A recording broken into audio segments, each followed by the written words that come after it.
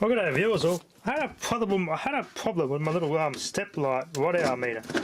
This is good for tiny loads, especially for my nicad charger there.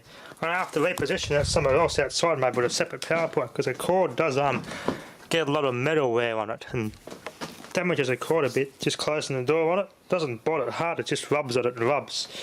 So I keep rubbing it and tripping over it every now and again. There's just that risk, so I might have to put something out here, a little power point under there to plug it in there underneath there. It's actually quite a very efficient at trickle charging your batteries when they're stored. It's a very efficient little charger for that.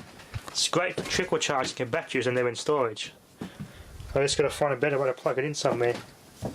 Here we've got one little power point down here.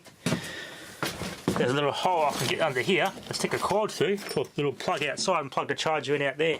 No, away from the doorway. It'd be a better way to do it, but this bloody NIMH backup battery on this thing seems to have leaked a bit. This used to remember it's I had over 200 kilowatt hours clocked up on this at one point.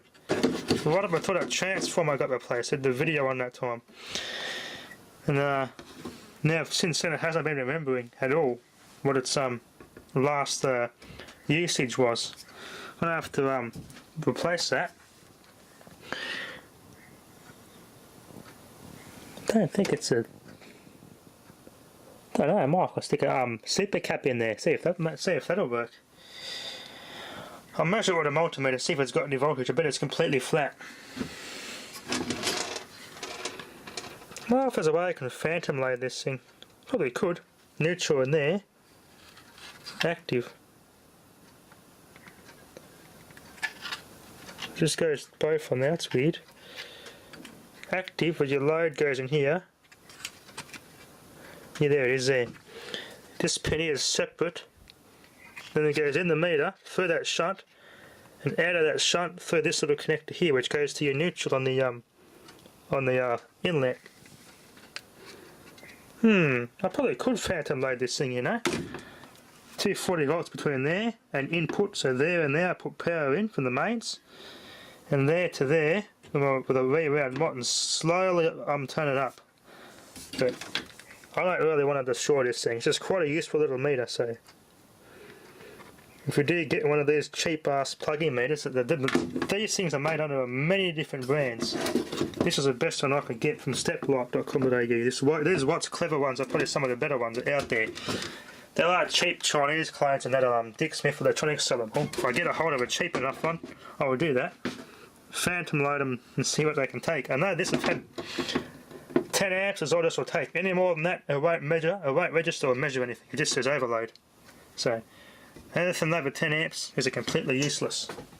So the best method, good old analog Watthour meter is the best. But yeah, in theory I could phantom load this thing if I wanted to. Just put neutral and active on there, and here, and here, the high current transformer, and it'll work just like that. But let's check this battery. I just measured it. It's 2.08 volts. It's a bit flat. I'm going to use these. I've been after some of these for a bloody long time. These that came with my Mega. I'm going to stick one of these on there to make this thing bloody hands free. Better. These things are bloody useful, those alligator clips. They clip on the end of these leads. Much better. 2.0 volts. 2.075. It's supposed to be 3.6. It's not holding up as much charge as it should. Looks like I can put a speaker on this thing, a piezo buzzer. Okay. I wonder what would happen if I put a piezo buzzer on this thing. That's what that vent was for. A piezo buzzer can go on this thing. I can put a big ass, plenty of room in this area here to stick a big bank of super capacitors in there. I wonder if that was for jumping some across. I wonder if this thing would keep memory for a bit longer. Then can it charge it for that long? Interesting. 105 degrees Celsius for the cap. A no-name brand. It's got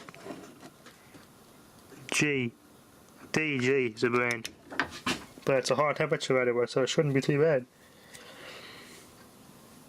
That's not very much involved in this little thing. Pretty much a watered down smart meter, that's all it is. That shunt can only take 10 amps. Even if you could modify this for higher current capability, it still would not want to. It still does not register. It just says overload. It's programmed to read maximum of 10 amps, and that's it. Because these things are separate components, these Watthour meters, these little power meters, are sold all over the world. So what I do, I just change this bit out for a European or an American type one to suit the country they're sold in. So there's all, and this part here just comes out. Okay, just clip in a new bit for the right country, and that's it. So he's got the Australian one that just sits in there. That other half just clips in, and that's it. It's quite simple. Anyway, shame about that battery being a bit weak. Thanks for watching.